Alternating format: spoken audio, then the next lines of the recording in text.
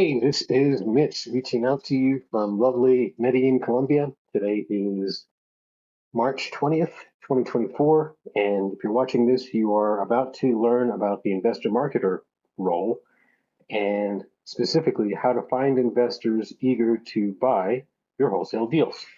So let's get started. This is the first module, it's the introduction, and as always, we are going to start with this odd-looking diagram that hopefully you're familiar with by now. This is what we're now calling the deal slicer fractional wholesaling framework. But this is how we joint venture as a team and keep from stepping on each other's toes and doing things twice. This is how we keep things organized and orderly. And of course, the investor marketer function is down there. It's number 4 in the series of 7. And that's what we're going to focus on for these next few modules. So let's talk about the investor marketer function. As you know, since it fits into the deal slicer framework, it earns a specific percentage of the wholesale fee that's due as a part of the whole package deal. And that percentage has been set to be 15. This has been my experience that the investor marketer function earns and should earn roughly about a 15% share of the total wholesale fee. And the 4 is there because it's the 4th in the series of roles that are part of the fractional wholesaling framework that Deal Slicer describes. And we color code these things so that when you see the color, you'll know exactly which function, which role we're talking about. So all things green are going to be investor marketer related. So what does the investor marketer do? Well, their primary role is to identify prospective buyers within specific target marketing groups, specifically landlords and rehabbers.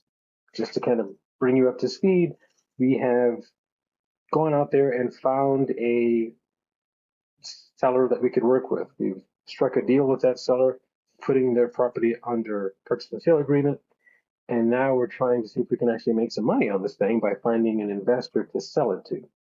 So we are in the midst of a wholesale transaction.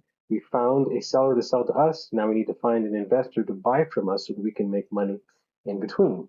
And so that means we need to identify prospective buyers. And for the purposes of these training modules, I'm going to consider buyer and investor synonymous.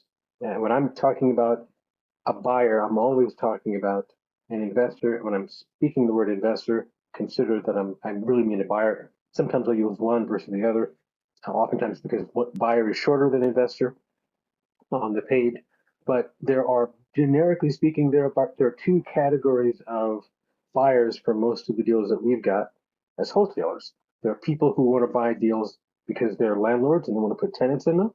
And there are people who buy deals because they want to buy them, fix them, and then flip them to a retail buyer, sell them to a retail owner-occupant buyer.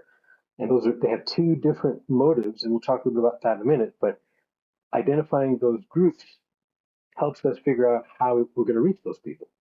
And the second purpose is to obtain the contact information for these prospective buyers. Because if someone expresses an interest in our deal, we want to be able to reach out to them after the fact and see what they thought, check in with them. And so we need information from them so that we can continue to talk to them. We need to send out information, messages to these prospective buyers about our deal that we've gotten under contract so that they can decide if it's interesting for them and if they want to take a look inside.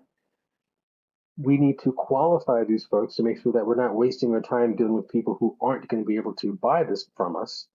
And then once we've identified those people and qualified them, we can send them on to the next phase, which is going to be investor management. So investor marketer and investor management closely parallel seller marketing and seller management, which were functions or roles 1 and 2. So this is pretty much the same exact thing, except now we're talking about investors versus sellers. And then steps 5 and 6 are around the disposition strategies, understanding how that buyer / investor is going to use the property. If they do buy it, what are they going to do with it? And how do we know that they're going to make money doing it?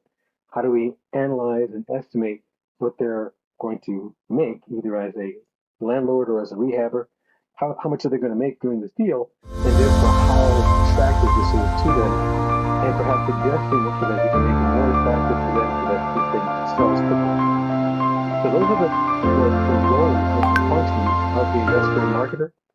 And the purpose, the sole purpose of the investor marketing function is to find serious buyers. And the important words there are serious and buyers. Serious because we don't want people to waste our time. We don't want to get tire kickers who have no intention of doing a deal, or people who are terrified of doing a deal who just want to pretend like they're uh, big spenders but are never going to actually pull the trigger.